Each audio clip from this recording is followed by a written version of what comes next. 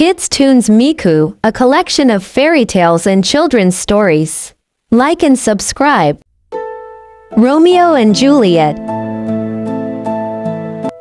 In an ancient city called Verona, there stood beautiful houses, flower-bedecked balconies, and bustling cobblestone streets. However, behind that beauty hid a great hatred between two families: the Montagues and the Capulets. They were enemies for generations. And from that hatred was born an eternal love story.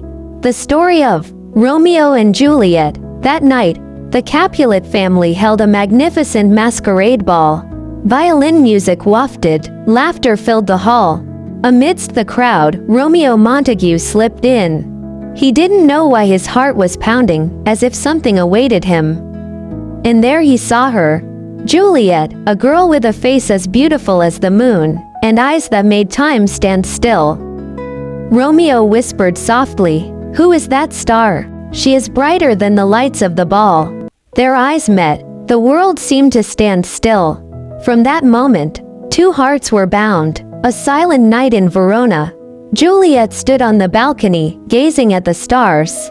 She whispered, "Oh Romeo, why are you a Montague? Why are you from my enemy's family?" Romeo, who had been hiding in the garden, could no longer hide himself. He stepped out and said aloud, "Juliet, call me by your name. I am willing to abandon the name Montague, as long as it's with you." Juliet was surprised, but her eyes lit up. They promised each other, even if the world rejected them, their love would live on. With the help of Friar Lawrence, Romeo and Juliet were married in secret. In the small chapel, the candles flickered.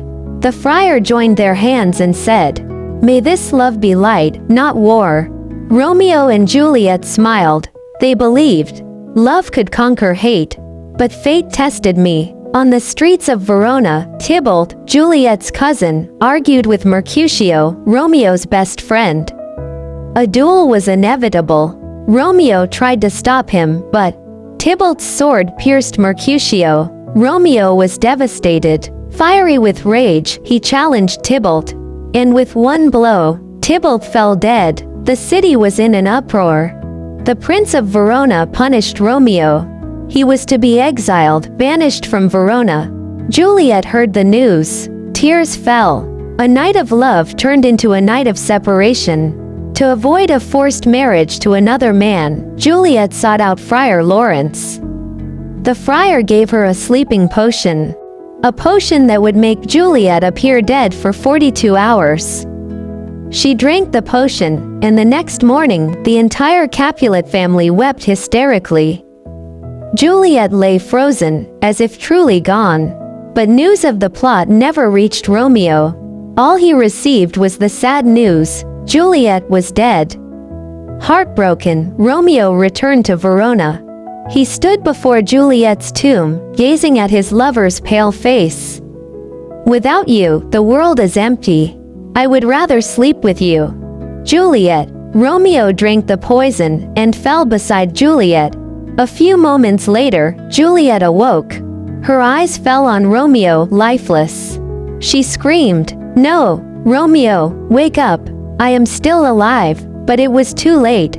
Heartbroken, Juliet took Romeo's dagger. She whispered, "If you go, then I will go. Our love is eternal, though the world rejects." And she plunged the dagger into his chest. Juliet fell beside Romeo, forever. The news of Romeo and Juliet's deaths shook all of Verona. The Montague and Capulet families finally realized that their hatred had torn apart two pure hearts. Before Romeo and Juliet's tomb, the two families reconciled. And from that moment on, Romeo and Juliet's love lived forever. As a story that teaches that true love cannot be extinguished, even by hatred, even by death.